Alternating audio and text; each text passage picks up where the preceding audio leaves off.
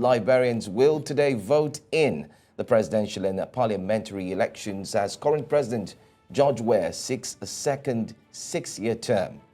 Now, there are 15 seats in the Senate and 73 seats in the House of Representatives that are up for grabs, but attention is mostly focused on the presidential poll.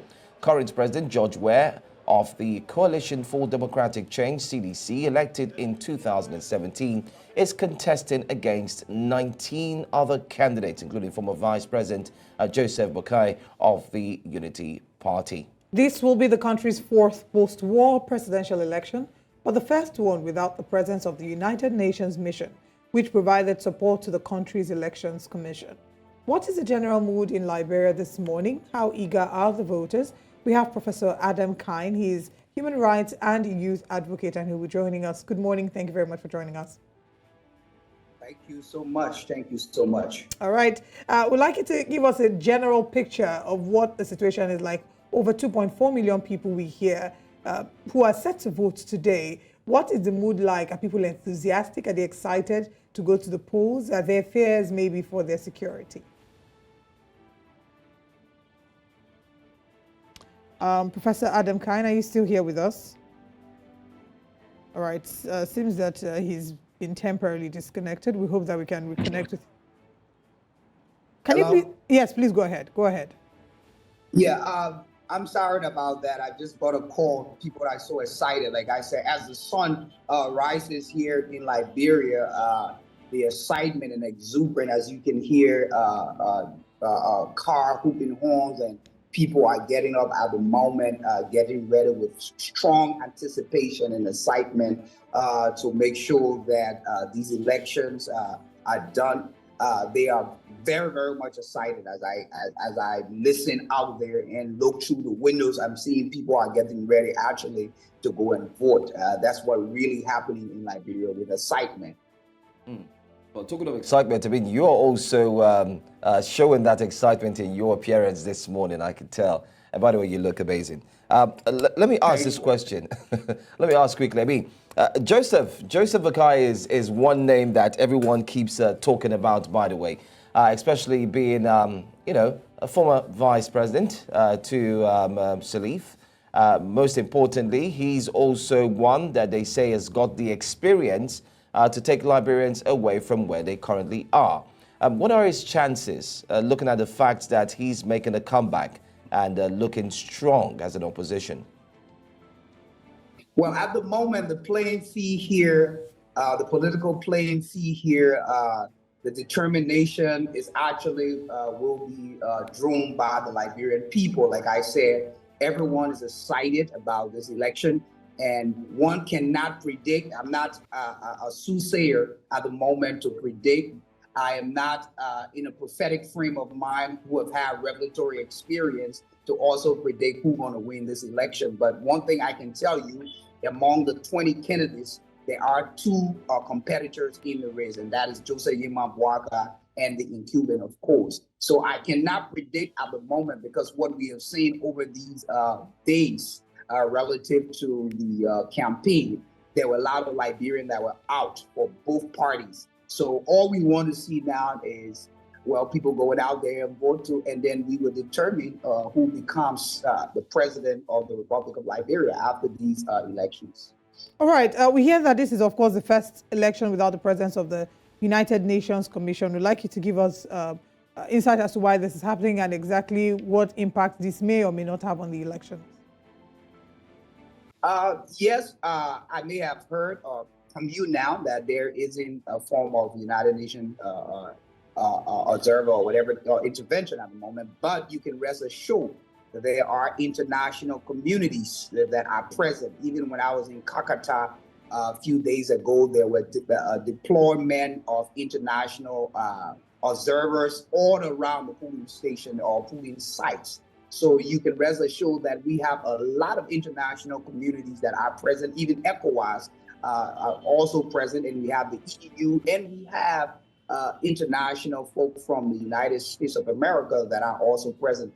I can assure you that Liberia election is almost like concentrated, and everyone is fixated on making sure that these elections are done with without any form of disruption, that there is peace and stability while these elections are going on. So United Nations, like I've heard from you, may not be participating at the moment because, after ailing government, the UN or the UNMIL has pulled out from Liberia, and Liberia has been running its own course. So I think that's one of the situations why we don't have UNMIL here, but we have a lot of international communities, and we have a lot of people who are involved in these elections. All right, I'd like to also follow up on that question. We're hoping for a peaceful election, but are there concerns, are there security concerns that have been expressed? Also, when we look at an election being declared free, fair, and credible, it's not just the activities of the day that makes it free, fair, and credible.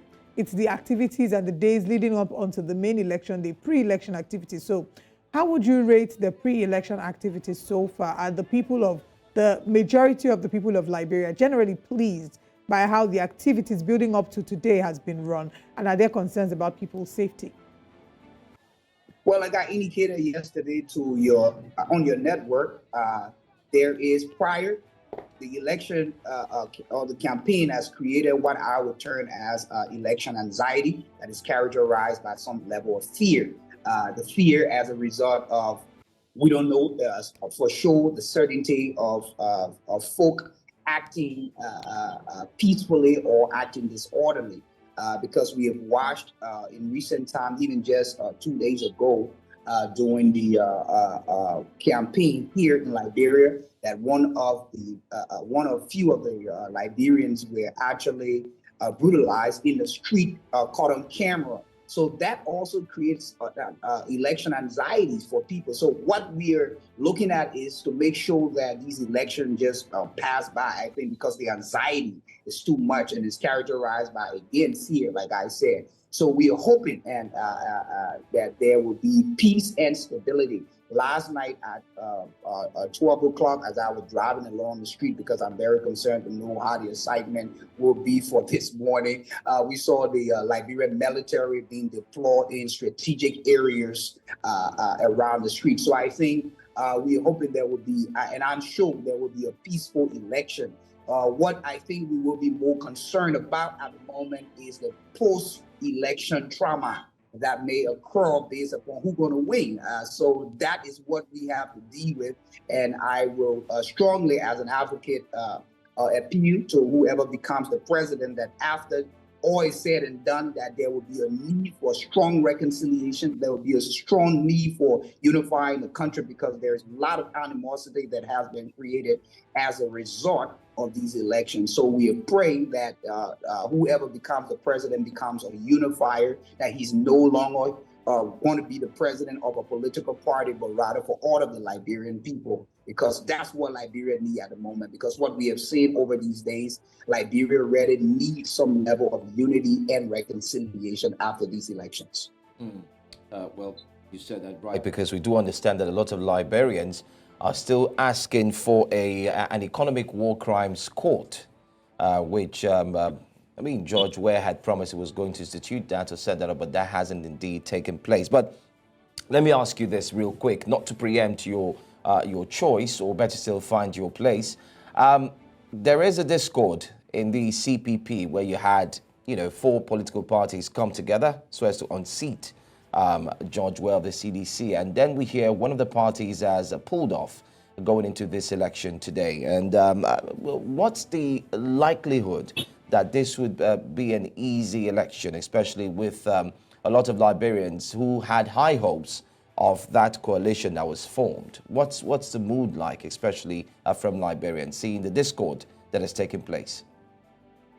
Well, from my observation and analysis throughout the past elections, I think there's always been a correlation to unseat the incumbent. But at the moment, there is a discourse and separation or divide among the coalition at the moment. So, of course, the ANC takes on what we call CPP at the moment. But I think, like I told you initially, that this race is actually between Joseph Boakai and George Weah, because we have seen it is glaring. It is all glaring. We can all identify that. However, considering the fact that we have almost 20 Kennedys that are in the race at the moment, there is a possibility that we might go for second round because if nobody pull the 50% plus one, then obviously we will be going for re-election in November. But we are praying, like I told you, I'm praying strongly, and the Liberian people are praying so that we can just have one round, because just what we've just watched over the given time, the tension and the anxiety that has rooted over the country has been very problematic, creating, again, like I say, election anxiety characterized by fear. So we are hoping that if we can just come and just make this one electoral process just count for the rest of the election, that would be very good. But the possibilities are very slim whether that's going to happen. So at the end of the day, we might go for round 2 in these elections. That high, it has always been that way,